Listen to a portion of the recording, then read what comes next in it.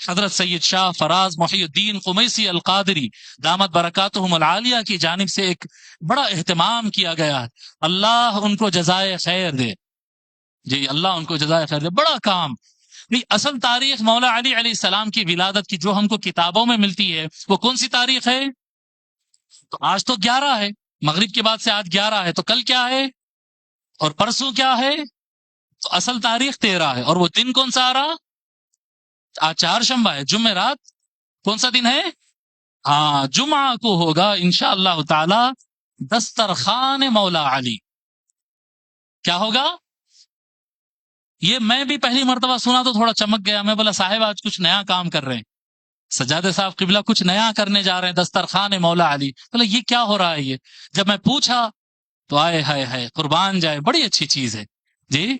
ایک بھولی ہوئی سنت کو زندہ کر رہے ہیں. کیا ہے یہ دسترخوان؟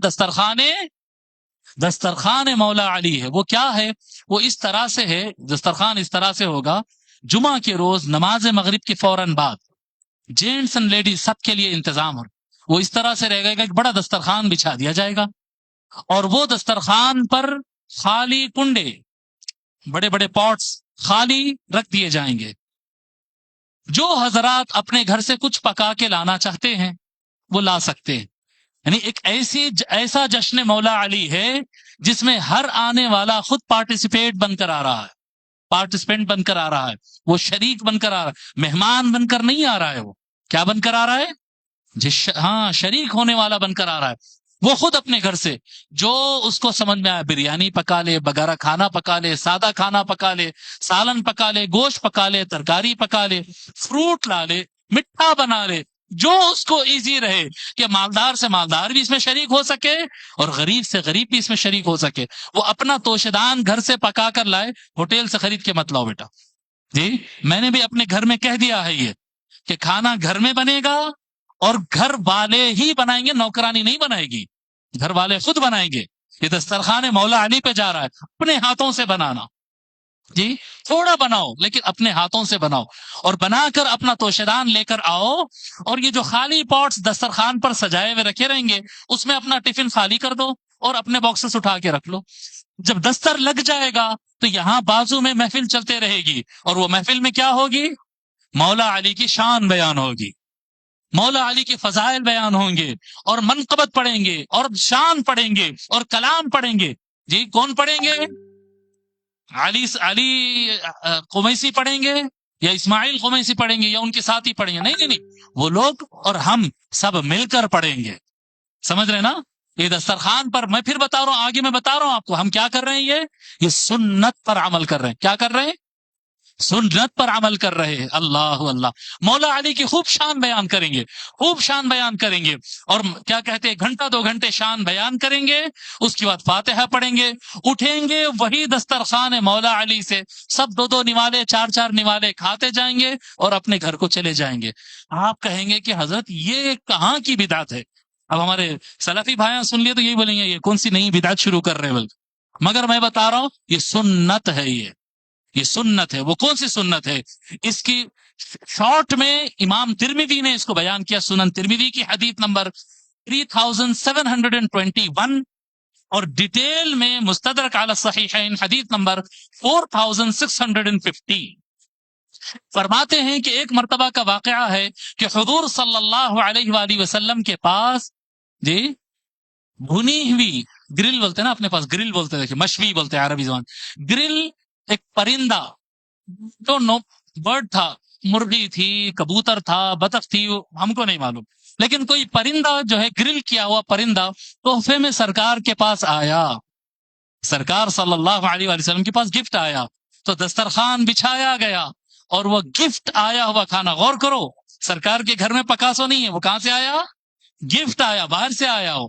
تو سرکار صلی اللہ علیہ وآلہ وسلم اس کو دستر پر سجا لیے. اور حدیث شریف میں آتا، اور حدیث صحیح ہے بیٹے، صحیح درجے کی حدیث ہے. فرماتے آقا صلی اللہ علیہ وآلہ وسلم نے، حضرت انس بن مالک رضی اللہ تعالیٰ فرماتے، یہ دسترخوان بچھا کر، وہ پرندہ، وہ کھانا سجا کر، حضور صلی اللہ علیہ وآلہ وسلم فرماتے اللہم ائتنی بأحب خلقک الیک یأکل معی ھذا الطیر. اے اللہ تو اپنی مخلوقات میں سب سے زیادہ جس سے پیار کرتا ہے آج اس کو بھیج دے، میں اس کے ساتھ یہ کھانا تناول فرماؤں گا۔ بھئی بات تو یہ ہے کہ اللہ کے سب سے بڑے محبوب کا نام محمد الرسول اللہ ہے۔ آقا صلی اللہ علیہ وآلہ وسلم حبیب اللہ ہے۔ کون ہے؟ ان سے بڑا محبوب کوئی نہیں ہے۔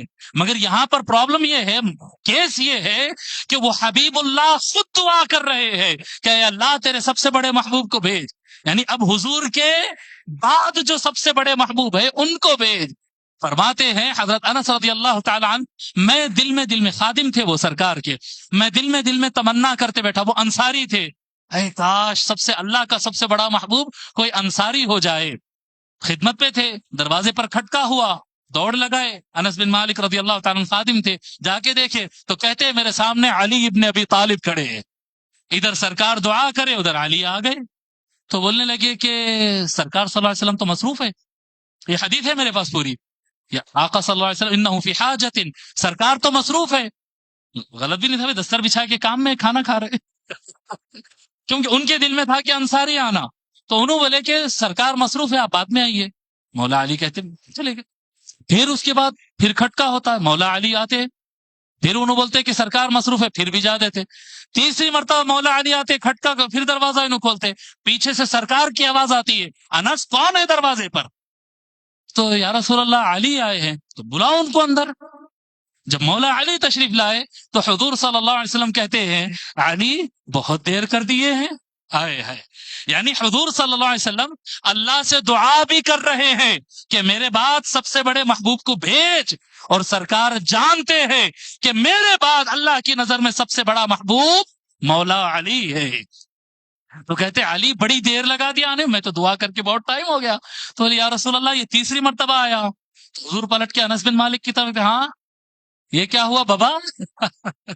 تو انس بن مالک کہتے ہیں یا رسول اللہ میں چاہ رہا تھا کہ ہمارے قبیلے میں سے کوئی آ جائے تو یہ فضیلت اس کو حاصل ہو جائے، تو حضور پھر معاف کر دیتے اور کہتے ان الرجل لا يحب قبیلتا، آدمی اپنے قبیلے سے محبت رکھتا ہے، چلو جانے دو چھوڑو، اور علی کو ساتھ میں بٹھائے اور اس دسترخوان پر وہ تناول فرمائے۔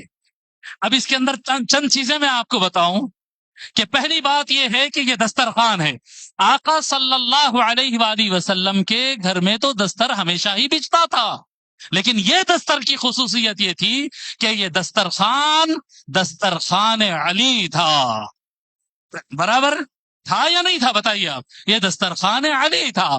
پھر اس کے اوپر جو کھانا آیا تھا وہ گھر میں نہیں پکا تھا، حدیث میں آتا ہے ہدیہ باہر سے لوگ پکا کر لے کر آئے تھے۔ تو وہ سنت ہے کہ دسترخوان علی کا بچھانا ہے، اور اس کے بعد باہر سے تحفہ آتا اس پر رکھنا ہے، اور رکھ کر کیا کرنا ہے؟ اب سرکار تو دعا کرے کہ اے اللہ علی کو بھیج دے، میں اس کے ساتھ کھانا چاہتا ہوں، اپنے محبوب کو بھیج دے، اس کے ساتھ کھانا چاہتا ہوں، لیکن ہم کیا کر سکتے ہیں؟ یاد کرو کہ اس دعا میں دعا بھی ہم کر سکتے ہیں، اللہ بہت بڑی بات ہے، وہ تو بہت بڑی بات ہو جائے گی، لیکن اس میں لفظ کیا ہے؟ سب سے بڑا محبوب، کیا لفظ ہے؟ تھوڑا بھی مولا علی کے بارے میں کہہ رہے ہیں، کیا کہے؟ پھر بولیے کیا؟ حضور کے بعد کیا؟ حبیب اللہ، رسول اللہ کے بعد سب سے بڑا کیا؟ سب سے بڑا محبوب حضور صلی اللہ، وہی تو کہہ رہے ہیں نا، افضل علی افضل علی افضل علی افضل۔ جی حضور صلی اللہ علیہ وآلہ وسلم یہاں پر کیا کیے ہیں؟